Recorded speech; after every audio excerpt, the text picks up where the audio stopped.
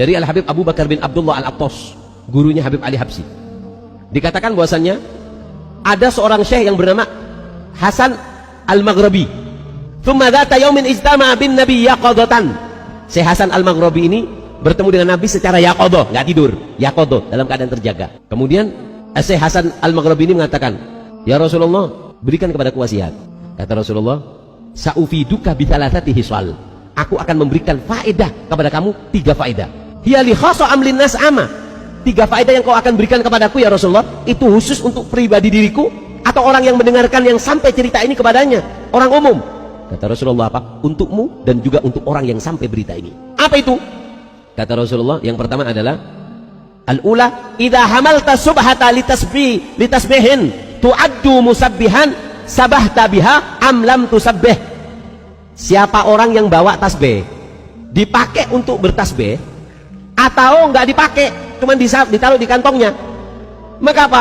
Maka tu'addu musabbihan, dihitung sebagai orang yang bertasbih walaupun enggak dibaca. Jadi orang kalau bawa tasbih walaupun enggak dibaca tasbih, selagi tasbih itu ada di kantongnya, maka dia dihitung orang yang bertasbih. Makanya orang-orang soleh dulu itu diantaranya ibunya Al-Habib Ali bin Hasan Al-Attas.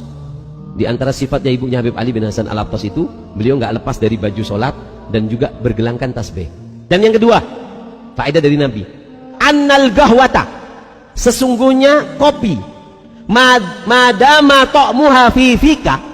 Kata Rasulullah ketika bertemu kepada Syekh Hasan Al-Maghribi, kalau kopi, rasanya kopi itu masih ada di dalam mulutmu, tastaghfiru lakal malaikah, maka malaikat akan selalu mengistighfarkan kepada kamu selagi bau kopi masih ada di mulutmu. Wa thalith, dan yang ketiga, julusuka inda wali min auliyaillah, duduknya kamu di depan orang soleh, hayyin au mayyit, dia masih hidup atau jasadnya sudah tergeletak meninggal.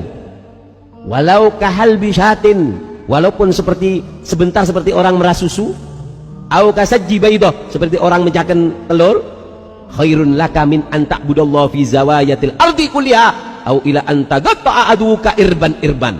Maka duduknya kamu di depan orang soleh yang hidup atau yang sudah meninggal itu lebih baik daripada kamu beribadah, walaupun kamu beribadah dari banyaknya ibadah sampai tangan kamu ini terputus, terpotong-potong karena banyaknya ibadah, walaupun sebentar duduk di depan orang soleh. Allahumma shalli ala Muhammad.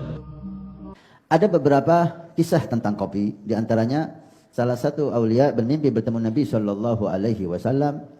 Dan beliau mengatakan dalam mimpinya kepada Nabi, "Ya Rasulullah, hadithni bihadithin, tolong beri saya hadis yang belum pernah kau ucapkan." Artinya tidak ada di kutubul hadis. Maka Nabi SAW memberikan 3 hadis. Pertama, siapa man kana subha fi jaybih, siapa yang tasbih ada di kantongnya, yuktabu minal musabbihin wa illam yusabbih, maka dia dihitung oleh Allah sebagai orang yang selalu bertasbih, selalu berzikir walaupun dia tidak berzikir.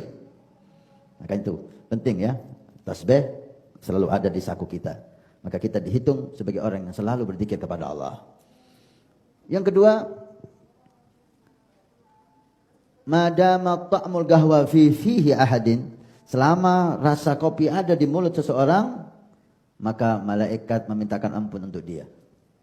Malaikat memintakan ampun kepada seseorang selama rasa kopi ada di mulutnya. Kenapa? Karena kopi bisa membuat orang lebih semangat ibadah, menghilangkan ngantuk, kuat.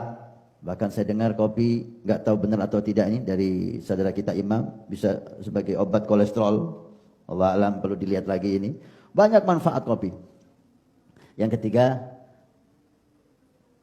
wugufuka baina yaday arif atau wali lillah, kamu hadir duduk di samping aulia, kahal bisyah, sangat sekejap sekali seperti orang merah susu kambing, singkat, lebih afdal daripada kita ibadah sampai terpotong-potong. Itu 3 hadis, diantaranya gahwah, kopi tadi ya, manfaat banyak. Makanya itu dalam Fatihah para habaib kita ada Al-Fatihah li sahibil gahwa.